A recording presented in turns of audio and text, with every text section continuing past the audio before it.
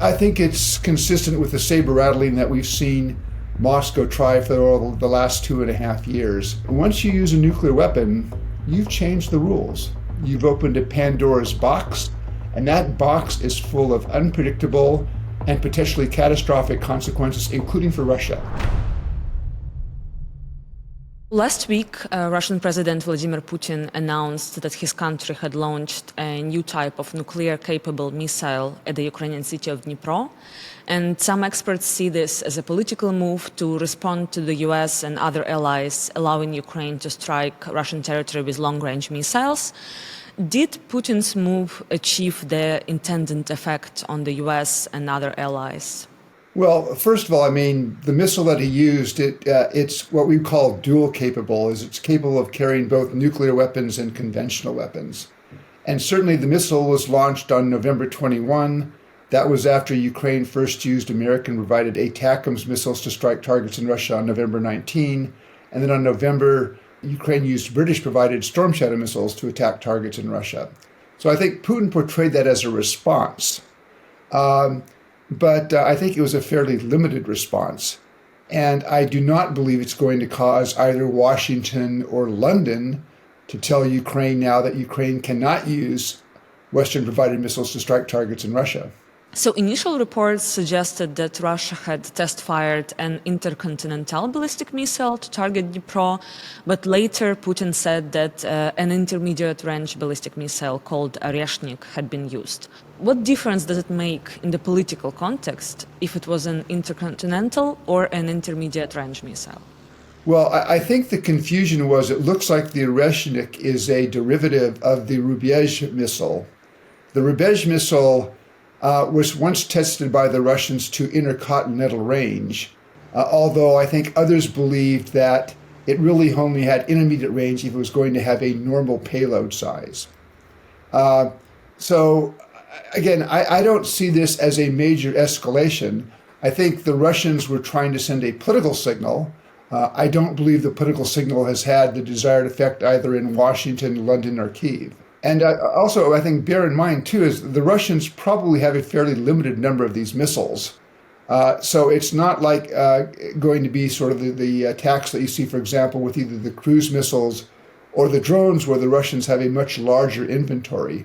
I simply don't think the Russians have had time to produce a lot of these missiles, and it almost seems as if they consider this almost a test flight, which suggests it could be fairly early in the program. But Russia's use of this missile coincided with the Kremlin updating its nuclear doctrine to broaden the scenarios for using nuclear weapons.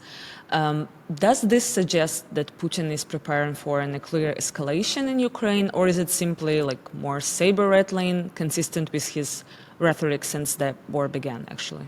I think it's consistent with the saber-rattling that we've seen Moscow try for the last 2.5 years.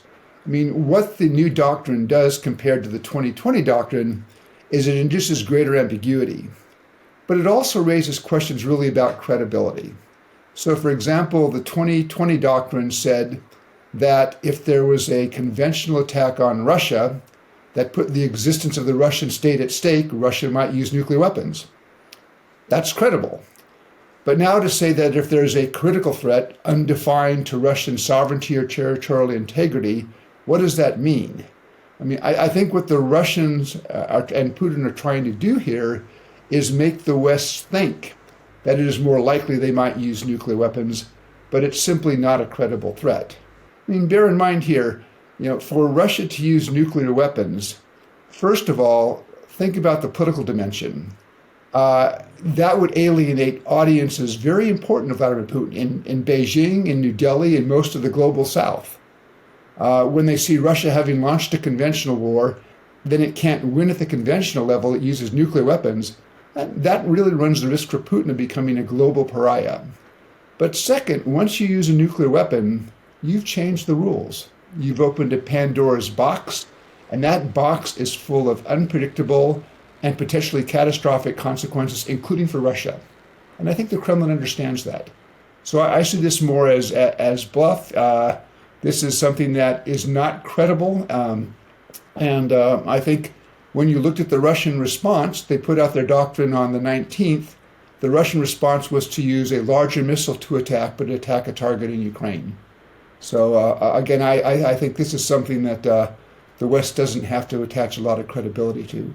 So regarding this permission for Ukraine to strike targets in Russia with their long-range weapons, besides actually using nuclear weapons, what other deterrent options are open to Putin now?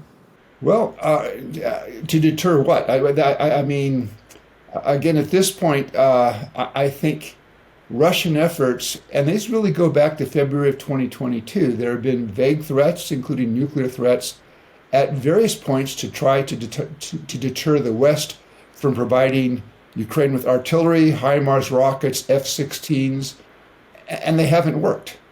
And I think that really does show the limits of nuclear threats. I mean, nuclear deterrence can deter a nuclear attack on your country, and it can probably deter a major conventional attack on your country. But I think the Russians are finding that nuclear weapons can't do much beyond that, because there's a big credibility issue there.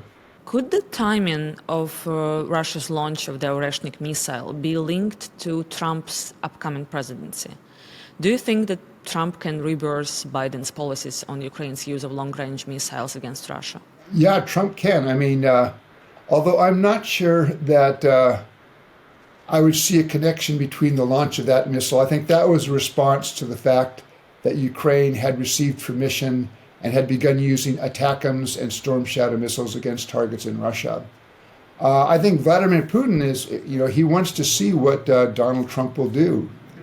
I very much hope that Donald Trump will prove me wrong, but based on what he said, I fear that his presidency is not going to be good for Ukraine. I worry, for example, that the United States may cut support to Ukraine.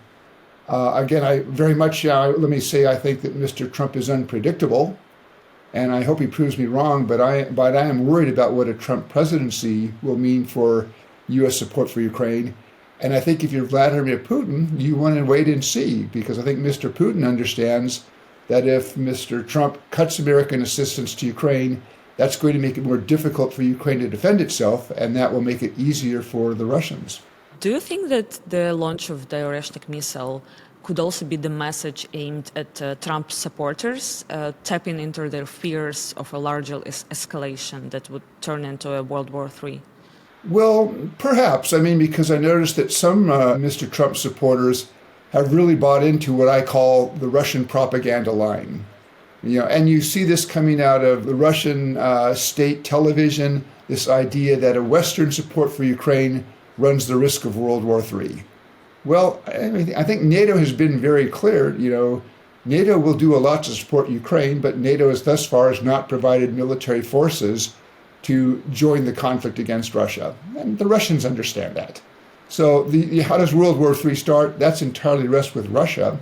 But the Russians are trying to talk about this because they want Western publics to become more anxious, to become more concerned that support for Ukraine could lead to World War III. Unfortunately, some of the people around Mr. Trump have bought into, accepted, and are now repeating that Russian propaganda line. And Donald Trump has repeatedly said that he could end Russia's war against Ukraine in 24 hours, but he has not yet revealed how he plans to do that. What do you think his approach might involve, and how would Ukraine and Russia respond to such a proposal? The fact that he says he could end this war in 24 hours suggests to me that, one, Mr. Trump does not understand the complexities of the war, and two, he does not understand how deeply, on the one hand, Vladimir Putin is dug in, but on the other hand, how deeply I think most Ukrainians are dug in. I mean, I think Ukrainians, from what I can see, when conversations I had when I was last in Kyiv, really see this as a fight for national survival. And I don't know that Mr. Trump understands that. And anybody who thinks that you can settle this today is I think, is not serious. Now, it's also, I think there's limitations. I mean, Mr. Trump can't end the war. He can't even force a negotiation. I mean, the choice to enter into negotiations is going to be a choice for Ukraine and Ukrainians to make. And so I do worry that he doesn't understand the complexities here. I'm also concerned that some of the people close to him, when they have written about what a settlement look like, They talk about Ukraine ceding territory to Russia, and they talk about Ukraine accepting neutrality. I don't see what's in that combination that would have any attraction or appeal in Kyiv to Ukrainians. And I also find, and it's a frustration I have with lots of people who talk rather casually about, Ukraine can cede land. It's not just ceding land, it's ceding the people who live on that land to Russian control. And I think there's been a lot of reporting about Russian Russification, the efforts by the Russians in occupied areas to eradicate Ukrainian culture and language. I believe it was The Economist 2 weeks ago that referred to Russian occupied areas of Ukraine as a totalitarian hell. So we're not talking just about land, we're talking about people. And I'm not sure that there's a lot of understanding that in some of the people around Mr. Trump who put forward these ideas. Thank you for watching. The Kyiv Independent recently turned 3 years old, and to celebrate that, we are trying to add 1,000 new members by the end of the year. We are already at 80% of our goal, so click on the link in the description below to learn more about how you can support our work.